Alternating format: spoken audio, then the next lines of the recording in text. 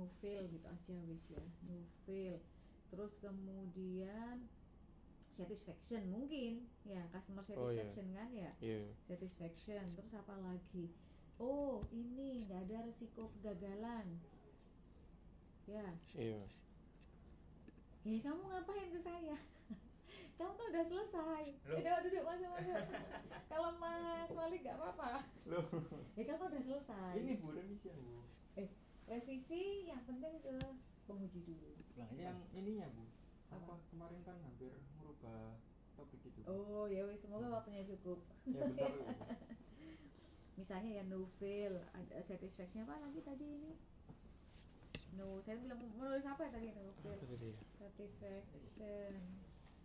Terus, nah no risk, yang nggak tahu ya risiko apa, misalnya kan solar panel nanti diidentifikasi ini sebenarnya sesuatu hal yang gede. Nah kira-kira untuk mencapai no fail ini metriknya itu apa yang harus dilakukan? Jadi mungkin ada beberapa kolom ini untuk menilai ya, jumlah apa kek, terus kemudian ini cara ngukurnya, misalnya jumlah NF gitu ya.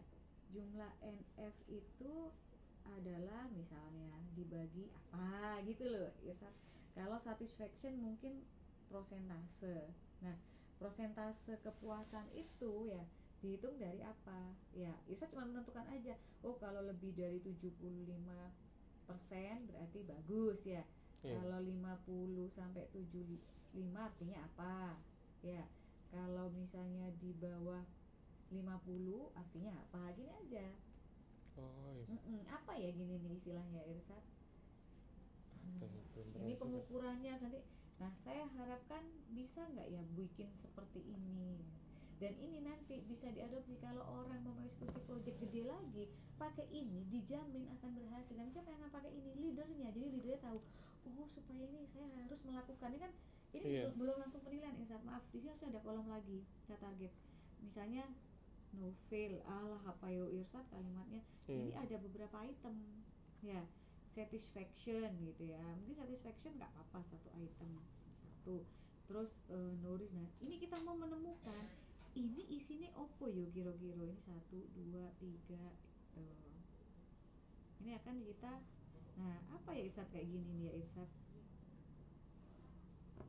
matrix kan ya. Berarti nanti ada checklistnya jadi sini. Betul. Nah ini kalau mereka mengikuti ini bisa dipastikan ketika mereka mengeksekusi proyek gede, dan ini proyek yang sifatnya ini ya, orang terlibat kan banyak ya. Terus berkaitan mungkin namanya air bersih dengan lingkungan ya. Terus apalagi macam-macam kan, sehingga ini akan sangat bermanfaat. Jadi nanti bisa apa ya, bisa kita kategorikan gitu. Jadi proyek ini memang matrix ini akan bisa digunakan untuk karakteristik proyek yang seperti apa. Jadi buat guideline gitu ya. Atau ini targetnya apa? Apa namanya? KPI. Biayanya impas. ROI-nya ini. Ya, boleh. Enggak tahu saya apa aja, kan kita bicara proyek. Iya. Terus turnover kan bisa jadi kan orang terlibat proyek karena ternyata turnovernya si tim ya, turnover atau apalah ya istilahnya, turnovernya rendah.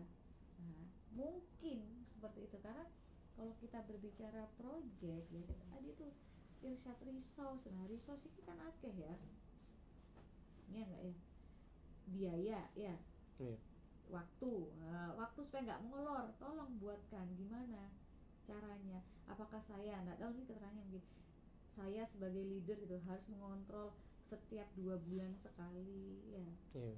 Itu bikin petunjuk apa ya istilahnya, satu metrik kalau menurut saya sih, biaya, waktu, apa lagi resource ya, people ya, orang yang terlibat. Terus sudah masuk semua ya resource-nya. Ini kita batasi sendiri aja, karena dalam project itu yang pasti ditanyakan ini. Oh ya ini aja mungkin biaya, waktu, people, sama apa ya. Nah kita identifikasi. Jadi saran saya Irsyad banyak baca terkait ya mungkin ya kata kuncinya sampai nemu gambaran. Memang nggak langsung Irsyad, oh saya paham maksudnya. Mungkin dari beberapa paper Irsad menemukan ini, bahkan goalnya Irsad bisa ngambil dari paper sebelumnya.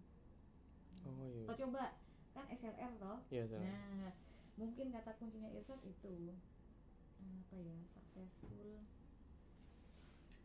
IT project, big IT project. Sebenarnya mirip kayak CSF-nya Pak Holil itu kan. Kayak apa kritikal yang paling kritikal supaya proyeknya ini berhasil, apa aja yang harus ini. Saya berpikir nanti kalau ini sudah jadi, mungkin turunan topik selanjutnya adalah mengukur maturitinya. Jadi dengan alat ini saya membantu ya supaya nanti ketika akan mengeksekusi project lainnya bisa berhasil. Nah, tergantung keberhasilan ini bergantung dengan maturity partner kita. Misalnya saya kan partnernya adalah desa ya.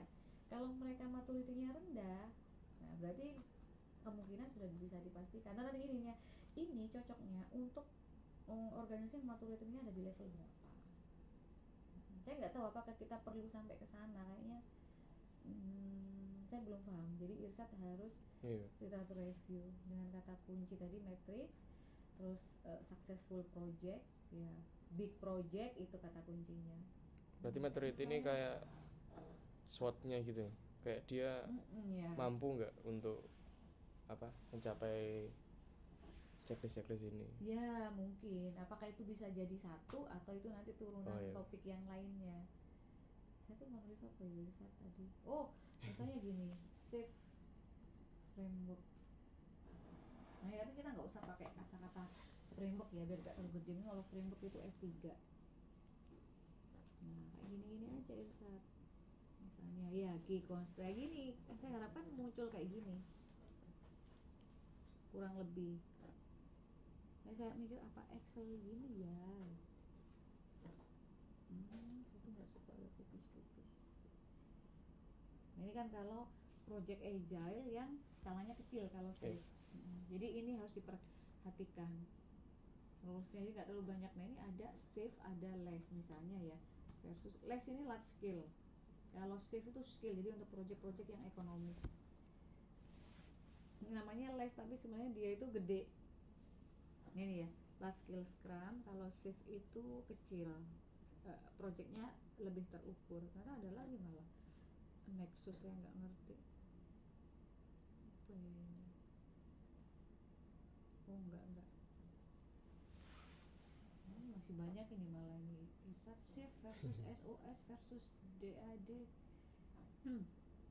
versus less.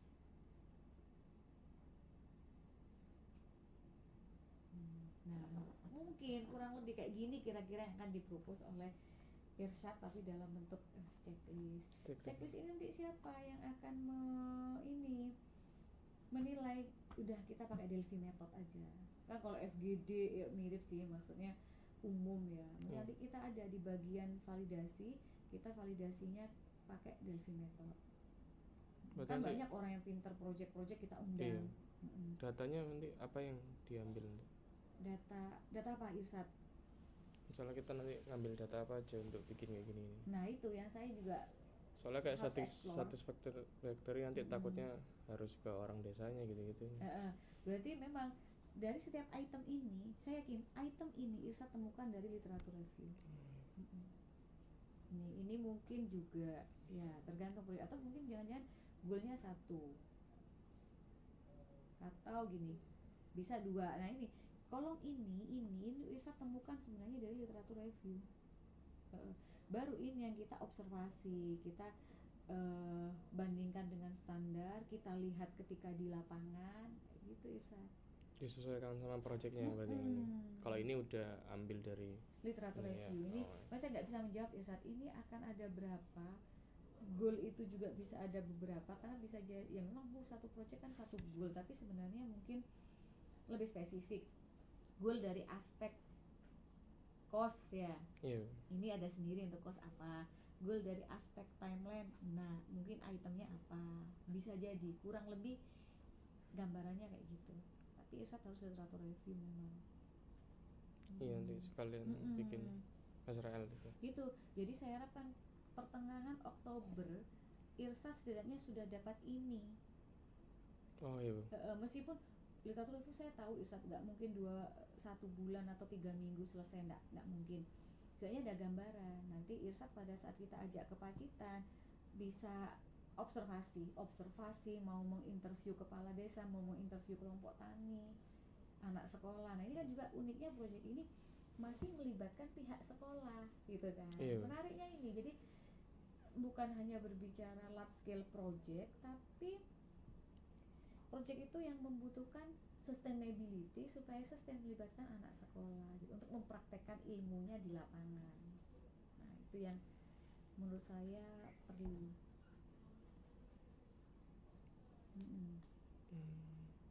Soalnya nanti yang ngelola yang sekolah tadi itu, yang ngelola, atau mungkin nanti itu bisa jadi batasan. Saya belum kebayang sih, karena proyeknya unik. Kenapa harus melibatkan sekolah? Ini syaratnya epic gitu. Di setiap proyek pengabdian yang kita lakukan harus melibatkan pihak sekolah di sekitar wilayah. STEM itu loh Irsat. Atau mau nih tambahin kata kunci STEM. Coba dicari di Google. STEM itu apa? Education, engineering, STEM. Ini lagi hype ini sekarang STEM. Dapat. Science, ya. Teknologi, engineering, sama matematik. Iya. Jadi sekarang itu dunia lagi seneng melakukan riset tentang STEM. Jadi gimana caranya anak sekolah ya sejak awal sudah punya pemikiran menjadi engineer. Setiap permasalahan itu kira-kira mereka harus membayangkan solusinya apa. Makanya universitas harus turun. Supaya misalnya belajar coding paling gampang, belajar bikin robot gitu. Maksudnya STEM itu. Jadi supaya anak SMA setidaknya sebelum masuk perkuliahan sudah dapat ini nulisnya, jadi mudah. Jadi ketika kuliah malah mereka sudah berpikir inovasi yang lebih jelas. Makanya kenapa proyek ini harus melibatkan sekolah, karena mereka akan mempraktekkan ilmunya di proyek kita. Itu. Apakah perlu sampai STEM gitu? Tapi gak usah sih. Enggak, harus ke sekolah soalnya. Kenapa? Karena SMK-nya SMK pertanian ya. Tapi ya nggak apa diceritakan ini supaya sustain, atau bisa jadi itu batasan, nggak usah diceritakan. Atau cuma dikasih kayak nggak kebayang saya gimana maintenance-nya gitu. Iya. Mungkin di sini ya ada panduan untuk maintenance-nya. Salah satu kunci keberhasilan supaya sustain ya proyek itu betul butuh panduan. Bisa.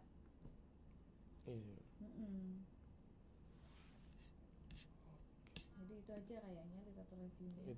Mungkin nanti Isa setelah membaca 5 paper sudah kebayang kayaknya. Saya juga mencoba cari-cari metode ininya sih. Ini saya foto atau Irsat tulisanku elek ya Irsat.